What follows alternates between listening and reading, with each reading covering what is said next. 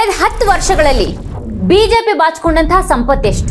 ನರೇಂದ್ರ ಮೋದಿ ಪ್ರಧಾನಿ ಆದ ಬಳಿಕ ಬಿಜೆಪಿ ದೇಶದ ಉದ್ದಗಲಗಳಲ್ಲಿ ಮಾಡಿಕೊಂಡಿರುವಂತಹ ರಿಯಲ್ ಎಸ್ಟೇಟ್ ಸೊತ್ತು ಎಷ್ಟು? ಬಿಜೆಪಿ ಆಡಳಿತದಲ್ಲಿ ದೇಶದ ಜನಸಾಮಾನ್ಯ ತಲೆಯ ಮೇಲೊಂದು ಸೂರು ಕಟ್ಕೊಳ್ಳೋದಿಕ್ಕೂ ಕೂಡ ಪರದಾಡ್ತಾ ಇರುವಾಗ ಬಿಜೆಪಿ ಅದು ಎಷ್ಟು ಹೈಟೆಕ್ ಕಟ್ಟಡಗಳನ್ನ ದೇಶದ ಪ್ರತಿ ಜಿಲ್ಲೆಗಳಲ್ಲಿ ಕಟ್ಕೊಂಡಿದೆ. ಚುನಾವಣೆಯಲ್ಲಿ ಮಾತ್ರ ಅಲ್ಲದೆ ಬೇರೆ ಪಕ್ಷಗಳನ್ನ ಒಡೆದು ಅಧಿಕಾರ ಪಡೆಯೋದಿಕ್ಕೆ ಬಿಜೆಪಿ ಅದೆಷ್ಟು ಕೋಟಿ ಖರ್ಚು ಮಾಡಿದೆ. ಬಿಜೆಪಿ ಪಡ್ಕೊಂಡಂತಹ ಎಲೆಕ್ಟ್ರಲ್ ಬಾಂಡ್ಗಳ ಲೆಕ್ಕಾಚಾರನೇ ಬಹಳ ದೊಡ್ಡದು ಅನ್ನುವಂಥ ಭ್ರಮೆ ದೇಶದ ಜನರಲ್ಲಿದೆ. ಆದ್ರೆ ನಿಜವಾಗಿಯೂ ಬಿಜೆಪಿ ಮಾಡ್ಕೊಂಡಿರುವಂತಹ ಆಸ್ತಿ ಪಾಸ್ತಿ ನಗದು ಎಷ್ಟು ಸಾವಿರ ಕೋಟಿ ಅದು. ಇದು 1-2 ಅಥವಾ 5-6 ಸಾವಿರ ಕೋಟಿ ಅಲ್ಲ, ಇದು 60,000 ಕೋಟಿಯ ಪ್ರಶ್ನೆ. ಬಿಜೆಪಿ ಈ ದೇಶದ ಜನರಿಗೆ ಉತ್ತರ ನೀಡಲೇಬೇಕಾಗಿರುವಂತಹ ಪ್ರಶ್ನೆ 60,000 ಕೋಟಿಯದ್ದು. ಇಡೀ ದೇಶದ ಜನಸಾಮಾನ್ಯರು ಕಡು ಕಷ್ಟದಲ್ಲಿರುವಾಗ, ದೇಶದ ಆರ್ಥಿಕತೆನೇ ಕುಸಿದು ಹೋಗಿರುವಾಗ ಬಿಜೆಪಿ ಮಾತ್ರ ಶ್ರೀಮಂತ ಆಗ್ತಾನೆ ಹೋಗಿದೆ. ಅದು ಘೋಷಿಸಿಕೊಂಡಿರೋದಿಕ್ಕೂ ದೇಶದೆಲ್ಲೆಡೆ ಅದು ಭಾರಿ ಕಚೇರಿ ಕಟ್ಟಡಗಳನ್ನು ನಿರ್ಮಿಸಲು ಮತ್ತು ಚುನಾವಣೆಗಾಗಿ ಖರ್ಚು ಮಾಡ್ತಾ ಇರುವಂತಹ ಹಣಕ್ಕೂ ಭಾರಿ ಅಂತರ ಇದೆ. ಇಂತಹದೊಂದು ಸತ್ಯವನ್ನ ದಿ ವೈರ್ ವರದಿ ಬಹಿರಂಗಪಡಿಸಿದೆ. ಎಂ ರಾಜಶೇಖರ್ ಅವರ ಆ ವರದಿ ಬಿಚ್ಚಿಡ್ತಾ ಇರುವಂತಹ ಸತ್ಯಗಳು ಎಲ್ಲೂ ಕೂಡ ಚರ್ಚೆ ಆಗ್ತಾನೆ ಇಲ್ಲ. ಯಾವ ಚಾನೆಲ್ಗಳು, ಪತ್ರಿಕೆಗಳು ಈ ಬಗ್ಗೆ ಚರ್ಚೆಯನ್ನ ಮಾಡ್ತಿಲ್ಲ. ಪ್ರಧಾನಿಯ ಡಜನ್ ಗಟ್ಟಲೆ ಇಂಟರ್ವ್ಯೂ ಆಗ್ತಾ ಇದ್ರು, ಅಲ್ಲೂ ಕೂಡ ಈ ಪ್ರಶ್ನೆ ಬರಲೇ ಇಲ್ಲ. 2014ರಲ್ಲಿ ಅಧಿಕಾರಕ್ಕೆ ಬರ್ತಾ ಇದ್ದ ಹಾಗೇನೆ ಮೋದಿ ಎಲ್ಲಾ ರಾಜ್ಯಗಳು ಮತ್ತು ಜಿಲ್ಲೆಗಳಲ್ಲಿ ಪಕ್ಷದ ಕಚೇರಿಗಳನ್ನು ಅತ್ಯಾಧುನಿಕ ಸೌಲಭ್ಯಗಳೊಂದಿಗೆ ನಿರ್ಮಿಸುವಂತಹ ಘೋಷಣೆಯನ್ನ ಮಾಡಿದ್ರು. ಅದರ ಮಾರನೇ ವರ್ಷನೇ ದೇಶದ 694 ಜಿಲ್ಲೆಗಳ ಪೈಕಿ 635 ಜಿಲ್ಲೆಗಳಲ್ಲಿ ಹೊಸ ಕಚೇರಿಗಳ ನಿರ್ಮಾಣಕ್ಕೆ ಬಿಜೆಪಿ ನಿರ್ಧಾರ ಮಾಡಿತು. 2023ರ ಮಾರ್ಚ್ ಹೊತ್ತಿಗೆ ಈ ಗುರಿಯನ್ನು ವಿಸ್ತರಿಸಿ 887 ಕಚೇರಿಗಳನ್ನು ಕಟ್ಟೋದಕ್ಕೆ ಉದ್ದೇಶಿಸಲಾಯಿತು. ಸ್ವಲ್ಪ ಊಹೆ ಮಾಡಿ ನೋಡಿ, ದೇಶಾದ್ಯಂತ 887 ಅತ್ಯಾಧುನಿಕ ಕಟ್ಟಡಗಳು. ಆಗ ಪಕ್ಷದ ರಾಷ್ಟ್ರೀಯ ಅಧ್ಯಕ್ಷ JP ನಡ್ಡಾ ಪ್ರಕಟಿಸಿದ್ದ ಪ್ರಕಾರ 290 ಜಿಲ್ಲಾ ಕಚೇರಿಗಳ ಕೆಲಸ ಪೂರ್ಣಗೊಂಡು ಉಳಿದವುಗಳ ಕಾಮಗಾರಿ ಮುಂದುವರೆದಿದೆ. ಬಿಜೆಪಿಯನ್ನ ಇಡೀ ಜಗತ್ತಿನಲ್ಲಿ ಅತಿ ಶ್ರೀಮಂತ ಪಕ್ಷ ಅಂತ ಹೇಳಲಾಗುತ್ತೆ. ಅದಕ್ಕೆ ಜಗತ್ತಿನ ಇನ್ಯಾವುದೇ ರಾಜಕೀಯ ಪಕ್ಷದ ಕಚೇರಿಗಿಂತಲೂ ತನ್ನ ಕಚೇರಿ ದೊಡ್ಡದು ಅಂತ ಹೇಳ್ಕೊಳ್ಳೋದಿಕ್ಕೂ ಬಹಳ ಆಸೆ. 2018ರಲ್ಲಿ ಮಧ್ಯ ದೆಹಲಿಯ ದೀನ್ ದಯಾಳ್ ಉಪಾಧ್ಯಾಯ ಮಾರ್ಗದಲ್ಲಿ 1,70,000 ಚದರಡಿ ವಿಸ್ತೀರ್ಣದಲ್ಲಿ ನಿರ್ಮಾಣ ಮಾಡಲಾದಂತಹ ಬಿಜೆಪಿಯ ಹೈಟೆಕ್ ಹಾಗೂ ಅಷ್ಟೇ ವಿಲಾಸಿ ಪ್ರಧಾನ ಕಚೇರಿ ಕಟ್ಟಡ ಉದ್ಘಾಟನೆ ಆಯಿತು. ಆಗ ಅಮಿತ್ ಶಾ ಅವರೇ ಹಾಗೆ ಹೇಳ್ಕೊಂಡಿದ್ದು. ಬಿಜೆಪಿಯ ಈ ಹಿಂದಿನ ಪ್ರಧಾನ ಕಚೇರಿ ಅಶೋಕ್ ರಸ್ತೆಯಲ್ಲಿದ್ದು ಅದನ್ನ ಈಗಲೂ ತನ್ನ IT ಸೆಲ್ ಪ್ರಧಾನ ಕಚೇರಿ ಮತ್ತು ಚುನಾವಣಾ ವಾರ್ ರೂಮ್ ಆಗಿ ಬಳಸಲಾಗ್ತಿದೆ. ಬಿಜೆಪಿ ತನ್ನ ಹೈಟೆಕ್ ಕಚೇರಿಗಳ ನಿರ್ಮಾಣ ವಿಚಾರದಲ್ಲಿ ತೋರಿಸ್ತಾ ಇರುವಂತಹ ಈ ಉತ್ಸಾಹ ದೇಶಾನೇ ಸಂಕಷ್ಟದಲ್ಲಿರುವಂತಹ ಈ ಹೊತ್ತಿನಲ್ಲಿ ಒಂದು ಬಗೆಯ ವಿರೋಧಾಭಾಸವಾಗಿ ಕಾಣಿಸದೇ ಇರೋದಿಲ್ಲ. ಆದ್ರೆ ಬಿಜೆಪಿಗೆ ಅಂಥ ಚಿಂತೆ ಇದ್ದಾಗಿಲ್ಲ. ದೇಶದ ಸಾಮಾನ್ಯ ಜನರೆಲ್ಲ ಆರ್ಥಿಕವಾಗಿ ಹೈರಾಣಾಗಿ ಹೋಗಿರುವಾಗ ಬಿಜೆಪಿ ಮಾತ್ರ ಶ್ರೀಮಂತವಾಗ್ತಿದೆ. ಚುನಾವಣೆಗಳಿಗಾಗಿ ವಿಪಕ್ಷಗಳನ್ನೇ ಮೀರಿಸುವಂತೆ ವೆಚ್ಚ ಮಾಡ್ತಾ ಇದೆ ಮಾತ್ರ ಅಲ್ಲ, ಕೋಟ್ಯಾಂತರ ಮೌಲ್ಯದ ರಿಯಲ್ ಎಸ್ಟೇಟ್ ಆಸ್ತಿಗಳನ್ನು ಕೂಡ ಮಾಡಿಕೊಂಡಿದೆ. ಮೊದಲು ಬಿಜೆಪಿಯ ಘೋಷಿತ ವಾರ್ಷಿಕ ಆದಾಯ ಎಷ್ಟು ಅನ್ನೋದನ್ನ ನೋಡೋಣ. ಅದಾದ ಬಳಿಕ ಬಚ್ಚಿಡಲಾಗಿರುವಂತಹ ಸತ್ಯಗಳ ಕಡೆಗೆ ಸ್ವಲ್ಪ ಗಮನ ಹರಿಸೋಣ. ಬಿಜೆಪಿಯ ವಾರ್ಷಿಕ ಘೋಷಿತ ಆದಾಯ 2014-15ರಲ್ಲಿ 970 ಕೋಟಿ, 2015-16ರಲ್ಲಿ 570 ಕೋಟಿ, 2016-17ರಲ್ಲಿ 1034 ಕೋಟಿ, 2017-18ರಲ್ಲಿ 1027 ಕೋಟಿ, 2018-19ರಲ್ಲಿ 2410 ಕೋಟಿ, 2019-20ರಲ್ಲಿ 3623 ಕೋಟಿ, 2020-21ರಲ್ಲಿ 752 ಕೋಟಿ, 2021-22ರಲ್ಲಿ 1917 ಕೋಟಿ, 2022-23ರಲ್ಲಿ 2360 ಕೋಟಿ. ಅಂದ್ರೆ 2014ರಿಂದ 2023ರವರೆಗೆ ಅದರ ಒಟ್ಟು ಘೋಷಿತ ಆದಾಯ 14,663 ಕೋಟಿ. ಆದ್ರೆ ಇದೆಷ್ಟು ನಿಜ? ಇಲ್ಲಿ ಯಾಕೊಂದು ಪ್ರಶ್ನೆ ಮುನ್ನೆಲೆಗೆ ಬಾರದೆ ಉಳಿಯೋದಿಲ್ಲ. ಯಾಕಂದ್ರೆ ಬಿಜೆಪಿ ದೊಡ್ಡ ಪ್ರಮಾಣದಲ್ಲಿ ವೆಚ್ಚ ಮಾಡ್ತಾ ಇರೋದು ಅದರ ಕಟ್ಟಡಗಳಿಗಾಗಿ. 2019ರ ಮತ್ತು ಈಗಿನ ಚುನಾವಣೆಗಳಲ್ಲಿ ಅದರ ಖರ್ಚು ವಿಪಕ್ಷಗಳನ್ನ ಮೀರಿಸ್ತಾ ಇದೆ. ಬೇರೆ ಪಕ್ಷಗಳನ್ನ ಹಡಿಯೋದಿಕ್ಕೂ ಅಧಿಕಾರವನ್ನ ಕಸಿಯೋದಿಕ್ಕೂ ಅದು ಭಾರಿ ಪ್ರಮಾಣದಲ್ಲಿ ಖರ್ಚು ಮಾಡ್ತಾ ಇದೆ. ವಿಪಕ್ಷಗಳ ನಾಯಕರು ಮತ್ತು ತನ್ನ ವಿರೋಧಿಗಳಂತ ಅದು ಯಾರ ಬಗ್ಗೆ ಅನುಮಾನ ಹೊಂದಿದೆಯೋ ಅವ್ರ ವಿರುದ್ಧ ಕಂಡಿಡೋದಿಕ್ಕೆ ಪೆಗಾಸಸ್ ಮತ್ತಿತರ ಹೈಟೆಕ್ ಸ್ಪೈವೇರ್ಗಳನ್ನ ಅದು ತನ್ನ ಅಧಿಕಾರದ ಮೂಲಕ ಬಳಸಿರುವಂತಹ ಆರೋಪಗಳಿವೆ. ಹಾಗಾದ್ರೆ ಬಿಜೆಪಿ ಬಳಿ ಒಟ್ಟು ಎಷ್ಟು ಹಣ ಇದೆ? ಬಿಜೆಪಿಯ ಬಗ್ಗೆ ಬರೆದವರಾಗ್ಲಿ, ರಾಜಕೀಯ ವಿಶ್ಲೇಷಕರಾಗಿರ್ಲಿ, ಆದ್ರೆ ಗೆಲುವಿನ ಬಗ್ಗೆ ಬರೆಯುವವರಾಗಿರ್ಲಿ, ಅದು ಬೇರೆ ಸರ್ಕಾರವನ್ನ ಉರುಳಿಸಿ ತಾನು ಅಧಿಕಾರ ಹಿಡಿಯೋದ್ರ ಬಗ್ಗೆ ಹೇಳುವವರಾಗ್ಲಿ, ಅದ್ರ ಬಳಿ ಎಷ್ಟು ದುಡ್ಡಿದೆ ಅನ್ನುವಂತಹ ಪ್ರಶ್ನೆಯನ್ನ ಕೇಳಿದ್ದು ಅಥವಾ ಹೇಳಿದ್ದು ತೀರಾ ಕಡಿಮೆ. ಮತ್ತಿದು ಉದ್ದೇಶಪೂರ್ವಕವಾಗಿ ಮರೆಮಾಚಲಾಗಿರುವಂತಹ ವಿಚಾರ ಅನ್ನೋದಂತೂ ಸ್ಪಷ್ಟ ಇಲ್ಲ. ಅಧಿಕಾರಕ್ಕೆ ಬಂದ ಈ 10 ವರ್ಷಗಳಲ್ಲಿ ಅದರ ಜೇಬು ಎಷ್ಟೊಂದು ದೊಡ್ಡದಾಗಿದೆ ಅನ್ನೋದು ದೇಶದ ಜನತೆಗೆ ಗೊತ್ತಾಗದ ಹಾಗಾಗಿದೆ. ಆದ್ರೂ ಪಕ್ಷ ತನ್ನ ಕಚೇರಿಗಳ ನಿರ್ಮಾಣಕ್ಕಾಗಿ ಮತ್ತು ಚುನಾವಣಾ ಪ್ರಚಾರಕ್ಕಾಗಿ ಮಾಡುವಂತ 2 ದೊಡ್ಡ ಪ್ರಮಾಣದ ವೆಚ್ಚಗಳ ಕಡೆಗೆ ನೋಡ್ಕೊಂಡ್ರೆ ಅದು ಘೋಷಿಸಿಕೊಂಡಂತ 14,663 ಕೋಟಿ ಆದಾಯದಾಚೆಗೂ ಬೇರೆಯದೇ ಸತ್ಯ ಹೊಂದಿದೆ ಅನ್ನೋದು ಕಾಣಿಸುತ್ತೆ. ಮೊದಲಿಗೆ ಬಿಜೆಪಿ ತನ್ನ ಹೊಸ ಕಟ್ಟಡಗಳಿಗೆ ಮಾಡ್ತಾ ಇರುವಂತಹ ಖರ್ಚು ಎಷ್ಟು? 2014ರಿಂದ 2023ರ ಅವಧಿಯಲ್ಲಿನ ಅದರ ವಾರ್ಷಿಕ ವರದಿಗಳ ಪ್ರಕಾರ ಭೂಮಿ ಮತ್ತು ಕಟ್ಟಡಗಳಿಗಾಗಿ ಅದು ಮಾಡಿರುವಂತಹ ಖರ್ಚು 1,124 ಕೋಟಿ ರೂಪಾಯಿ. 2014-15ರಲ್ಲಿ 38.4 ಕೋಟಿ, 2015-16ರಲ್ಲಿ 28 ಕೋಟಿ, 2016-17ರಲ್ಲಿ 87 ಕೋಟಿ, 2017-18ರಲ್ಲಿ 154 ಕೋಟಿ, 2018-19ರಲ್ಲಿ 153 ಕೋಟಿ, 2019-20ರಲ್ಲಿ 131 ಕೋಟಿ, 2020-2021ರಲ್ಲಿ 265 ಕೋಟಿ, 2021-22ರಲ್ಲಿ 81 ಕೋಟಿ, 2022-23ರಲ್ಲಿ 187 ಕೋಟಿ. 2016ರಲ್ಲಿ ಟೈಮ್ಸ್ ಆಫ್ ಇಂಡಿಯಾ ವರದಿ ಮಾಡಿದ್ರ ಪ್ರಕಾರ ಒಡಿಶಾದಲ್ಲಿನ ಪ್ರತಿ ಜಿಲ್ಲಾ ಕಚೇರಿಗಾಗಿ ಬಿಜೆಪಿ ಮಾಡಿದಂಥ ವೆಚ್ಚ 2 ಕೋಟಿಯಿಂದ 3 ಕೋಟಿವರೆಗೂ ಇತ್ತು. ಅಂದ್ರೆ 36 ಕಚೇರಿಗಳಿಗಾಗಿ ಒಟ್ಟು 80 ಕೋಟಿ ರೂಪಾಯಿ. 8 ವರ್ಷಗಳಷ್ಟು ಹಿಂದಿನ ಕಥೆ ಅದು. ಭೂಮಿಯ ಬೆಲೆ ಮತ್ತು ನಿರ್ಮಾಣ ವೆಚ್ಚದಲ್ಲಿನ ಈಗಿನ ಜಂಪ್ ಗಮನಿಸಿದ್ರೆ ಆ 80 ಕೋಟಿ ಈಗ ಎಷ್ಟು ಆಗಿರಬಹುದು ಅನ್ನುವಂಥ ಒಂದು ಅಂದಾಜನ್ನ ಮಾಡ್ಕೊಳ್ಬಹುದು.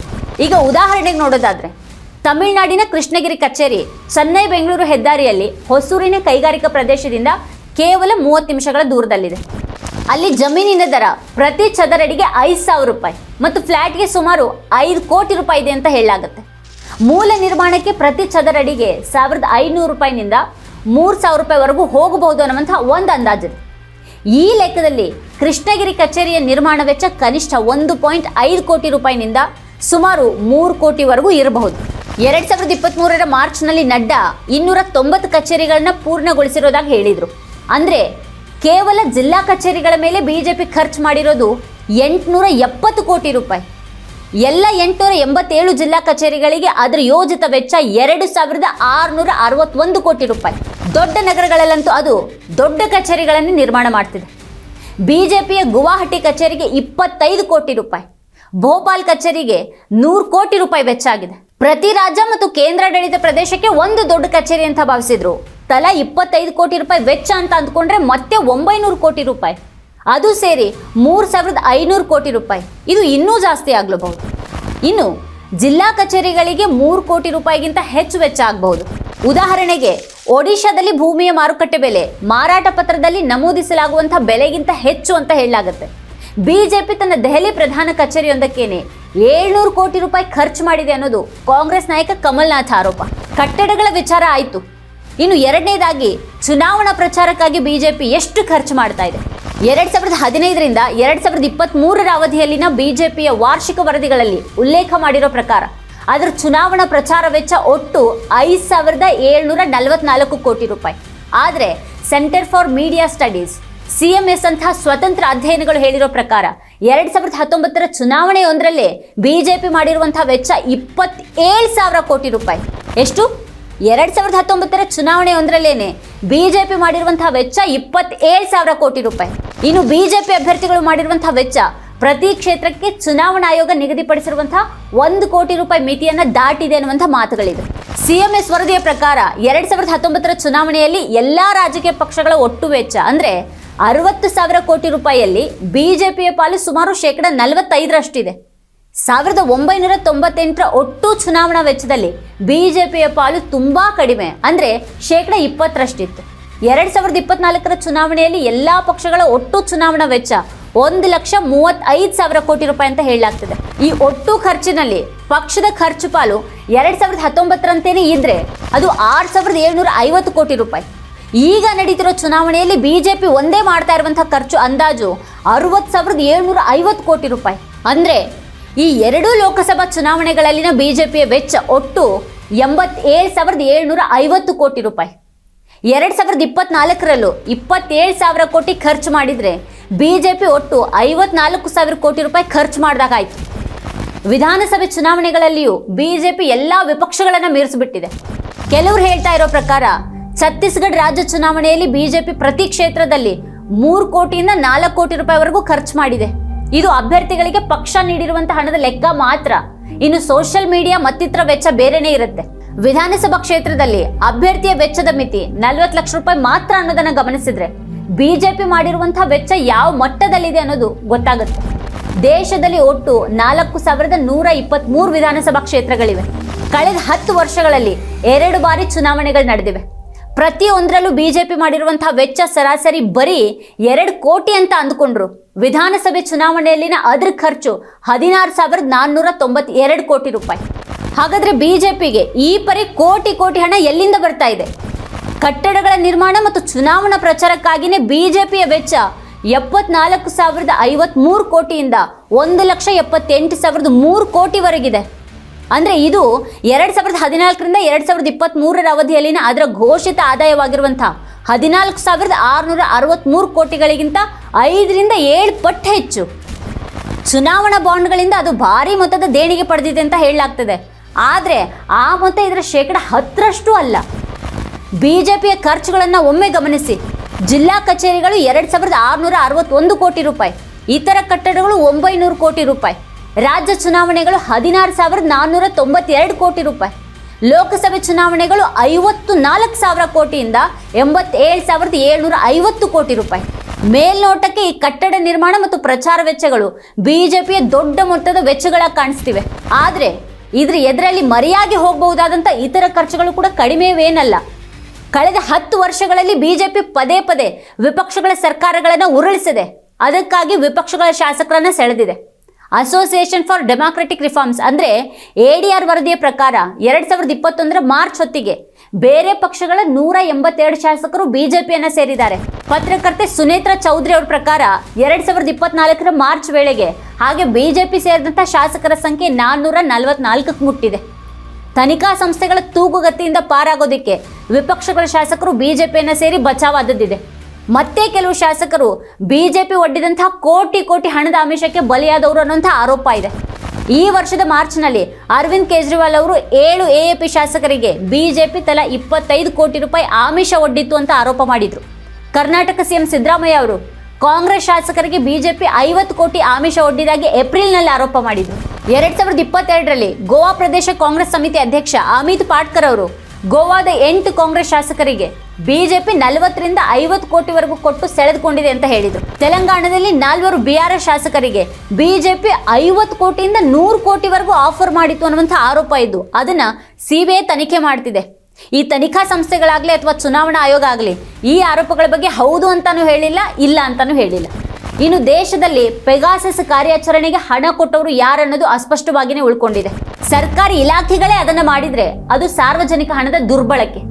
ಬಿಜೆಪಿ ಮಾಡಿದ್ದಲ್ಲಿ ಅದರ ಹಣಕಾಸಿನ ವಿಚಾರವಾಗಿ ಇನ್ನಷ್ಟು ಗಂಭೀರ ಅನುಮಾನಗಳು ಮೂಡುತ್ತವೆ. ಈ ಪೆಗಾಸಸ್ನಂತಹ ಸ್ಪೈವೇರ್ ತೀರಾ ದುಬಾರಿಯಾಗಿದ್ದು ಪ್ರತಿ ಫೋನ್ನಲ್ಲಿ ಇದನ್ನ ಇಡೋದಿಕ್ಕೆ 3.7 ಕೋಟಿ ರೂಪಾಯಿ ಖರ್ಚಾಗುತ್ತೆ ಅಂತ ಹೇಳಲಾಗಿದೆ. ಕರ್ನಾಟಕದಲ್ಲಿ ಬಿಜೆಪಿ ಆಡಳಿತದ ಸಂದರ್ಭದಲ್ಲಿ 40% ಕಮಿಷನ್ ಬಗ್ಗೆ ಗುತ್ತಿಗೆದಾರರ ದೂರಿನ ಬಗ್ಗೆ ಕೇಳಿದ್ವಿ. ಕಡೆಗೆ ಅದೇ ಬಿಜೆಪಿ ಸೋಲಿಗೂ ಕೂಡ ಮುಖ್ಯ ಕಾರಣಗಳಲ್ಲಿ ಒಂದಾಯಿತು. ಇನ್ನು ರಾಜಕೀಯ ಪ್ರಭಾವವಿರುವಂತಹ ಕಂಪನಿಗಳು ಟೆಂಡರ್ಗಳನ್ನು ಪಡೆಯೋದಕ್ಕೆ ಬಳಸುವಂತಹ ಒಳಮಾರ್ಗಗಳು ಮತ್ತು ಅಂತಹ ಖಾಸಗಿ ಕಂಪನಿಗಳಿಂದ ಹಣ ಕೊಳ್ಳೆ ಹೊಡೆಯೋದಕ್ಕೆ ಈ ಬಿಜೆಪಿ ಅಂತ ರಾಜಕೀಯ ಪಕ್ಷ ಆಡುವಂತಹ ಆಟ ಇವೆಲ್ಲವೂ ಚುನಾವಣಾ ಬಾಂಡ್ ಮೂಲಕ ಬಯಲಾಗಿವೆ. ಕಡೆಗೂ ಲೂಟಿ ಆಗೋದು ಈ ದೇಶದ ಸಾರ್ವಜನಿಕರ ಹಣ, ಜನಸಾಮಾನ್ಯರ ಹಣ. ಈ ರಾಜಕೀಯ ಆಟದ ನಡುವೆ ಕಷ್ಟ ಅನುಭವಿಸುವವರು, ಹೈರಾಣಾಗೋರು ಕೂಡ ಅದೇ ಜನಸಾಮಾನ್ಯರು.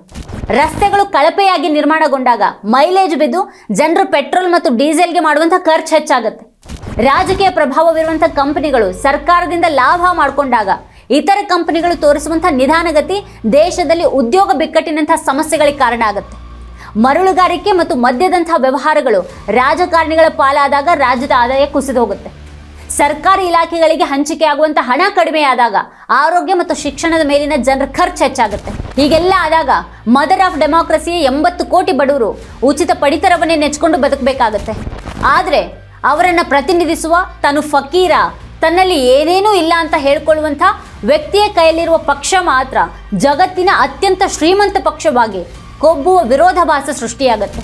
ज्यादा से ज्यादा ये मेरा क्या कर लेंगे भाई, मैंने बताइए क्या कर लेंगे?